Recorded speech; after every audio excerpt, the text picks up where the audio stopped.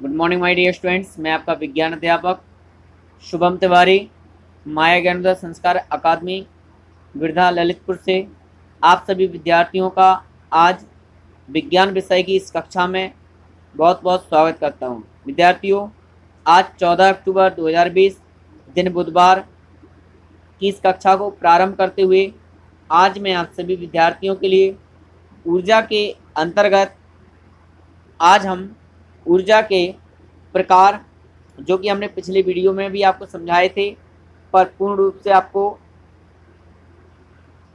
विषय वस्तु पर शायद आपने ध्यान नहीं दिया होगा, इसलिए आज पुनः इस टॉपिक को लेकर के उपस्थित हुआ हूं। तो आइए जानते हैं। सबसे पहले ऊर्जा किसे कहते हैं? तो कार्य करने की क्षमता को हम ऊर्जा कहते हैं, जैसा कि हमने पिछले वीडियो में भी आपको बताया था। विद्यार्थियों, कार्य करने की जो शक्ति होती है, कार्य करने की जो ताकत होती है हमारे अंदर, उसी को हम ऊर्जा कहते हैं। अब कार्य किसे कहते हैं?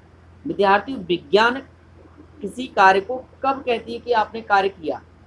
तो जब हम किसी वस्तु पर बल लगाते हैं और वह वस्तु में जो बल हमने आरोपित किया है, वह बल अगर वस्तु की दिशा, गति अवस्था या उसकी विराम अवस्था में कोई परिवर्तन करता है, जैसे ये पेन अभी यहाँ पर रखा हुआ है, अब इस पेन को हम पीछे से धक्का दे रहे हैं तो ये पेन बल की दिशा में आगे बढ़ रहा है। अर्थात पेन यहाँ था, बल लगाया, पेन कहाँ पहुँच गया? यहाँ। तो यहाँ इतना जो डिस्टेंस हो गया, ये इसमें विस्थापन तो हुआ कि नहीं हुआ?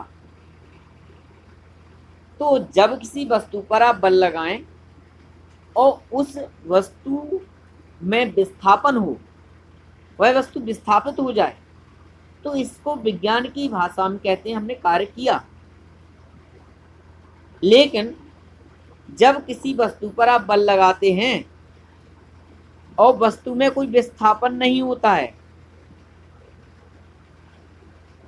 जैसे सामने हमारे दीवार है, इस दीवार में अगर आप बल लगाएंगे तो क्या दीवार विस्थापित होगी? क्या दीवार आगे की ओर जाएगी? परिणाम क्या होगा? दीवार जहां है वहीं पर रहेगी। तो विज्ञान की भाषा में इसको हम कार्य नहीं कहेंगे। कार्य क्या होगा हमारा? जीरो। कार्य का परिणाम क्या होगा? जीरो। तो जब किसी वस्तु पर बल को आरोपित किया जाता है तो वह बल उस वस्तु की दिशा, गति या विराम अवस्था या आकार आकृति में जब कोई परिवर्तन करता है तो इसको हम कहते हैं कार्य करना, कार्य का होना।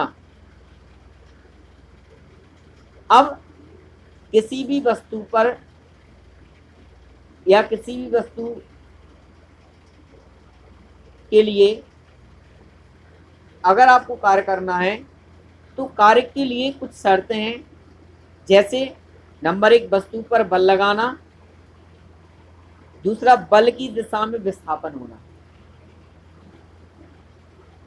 तो जब किसी बल द्वारा इस प्रकार की क्रिया की जाती है तो इस प्रकार की क्रिया को हम कार्य कहते हैं, वर्क कहते हैं।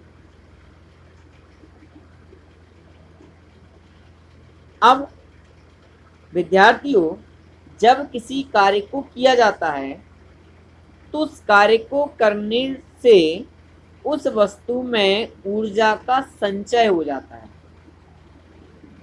मतलब उसमें कोई ना कोई ऊर्जा संचित हो जाती है। जैसे ये पेन है, पेन पर बल लगाया, बल लगा करके पेन ने गति करना प्रारंभ किया, इसमें गतिज ऊर्जा आ गई। तो वस्तु पर किया गया कार्य, वह कार्य ही उस वस्तु में ऊर्जा के रूप में परिवर्तित होकर के संचित हो जाता है।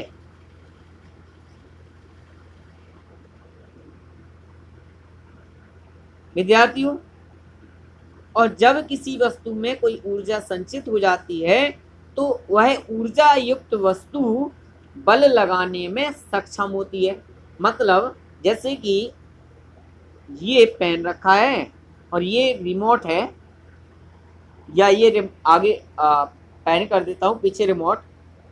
इस रिमोट में मैं धक्का दे रहा हूं, रिमोट आगे बढ़ेगा, रिमोट में गतिज ऊर्जा स्थापित होगी, संचित होगी, और इस रिमोट की गतिज ऊर्जा इस पेन को धकेलने में सहायक होगी।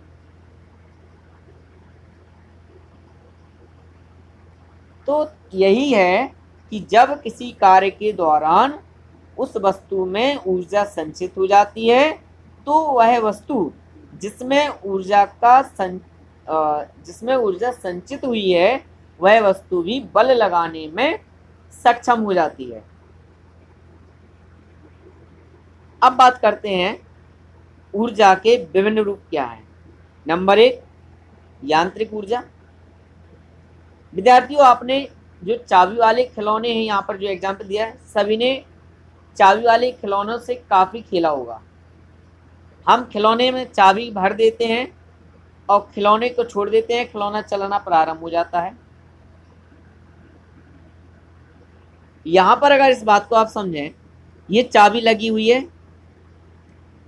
चाबी भरने के पहले ये इसका जो स्प्रिंग थी वो कितना बड़ी थी, लेकिन जब इसको हमने ऐंठना शुरू किया तो यह स्प्रिंग सिकुड़ने लगी।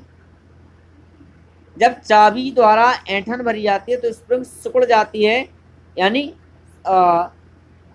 फैली हुई होती है, तो इस तरह से बंध जाती है वो। जब हम इसको छोड़ देते हैं तो यह पुनः धीरे धीरे धीरे धीरे खुलने लगती है और गाड़ी आगे भरने जाने लगती है, खिलौना आगे जाने लगता है। तो ऐंठन से उसमें जो ऊर्जा संचित हुई वो स्थितिज ऊर्जा हुई। अब यह स्थितिज ऊर्जा उस खिलौने को या उस गाड़ी को गति प्रदान करेगी, तो उसमें गतिज ऊर्जा नियत हो जाएगी। तो इन दोनों का जो संयोग होगा स्थितिज और गतिज का, उसको हम कहते हैं यांत्रिक ऊर्जा। दूसरा, रासायनिक ऊर्जा। भोजन से शरीर को जो ऊर्जा प्राप्त होती है वह शरीर में जो पाचन क्रिया होती है, पाचन क्रिया के दौरान वह ऊर्जा शरीर को प्राप्त होती है, और यह ऊर्जा शरीर में भोजन के रासायनिक क्रिया द्वारा संचालित होती है। इसलिए इसको और रसायन ऊर्जा के रूप में इस भोजन की ऊर्जा का हमारे बॉडी में संचित होती है, इसलिए इसको रासायनिक ऊर्जा कहते हैं। भाप के इंजन का कोयला, पेट्रोल इंजन, डीजल इंजन, कोयला, पेट्रोल, डीजल, इनके द्वारा जो ऊर्जा उत्पन्न होती है वह भी हमारी रासायनिक ऊर्जा होती है। ध्वनि ऊर्जा। तो जब कोई ध्वनि कान के पर्दे पर पड़ती है तो कान का पर्दा कंपन करने लगता है। विद्यार्थियों, आपने देखा होगा बॉक्स, जो आज बड़े बड़े साउंड सिस्टम में डीजे वगैरह में बॉक्स बजते हैं, आप देखते हैं कि जब उनमें बेस अधिक होता है, आवाज़ तेज होती है, तो वो धमक धमक धम ऐसे कंपन करने लगते हैं, हिलने लगते हैं। यही स्थिति हमारे कान के पर्दे पर भी होती है। तो इस कारण से जब हमें सुनाई देता है तो ध्वनि सुनाई देने लगती है। इस प्रकार से ध्वनि जो उत्पन्न होती है और उससे जो ऊर्जा उत्पन्न होती है उसको हम ध्वनि ऊर्जा कहते हैं। आगे की ऊर्जाओं के बारे में अध्ययन करने के लिए कल पुनः इसी समय आकर के उपस्थित होऊंगा। तब तक आप सभी को शुभकामनाएं। बहुत बहुत धन्यवाद। थैंक यू सो मच जुड़ने के लिए।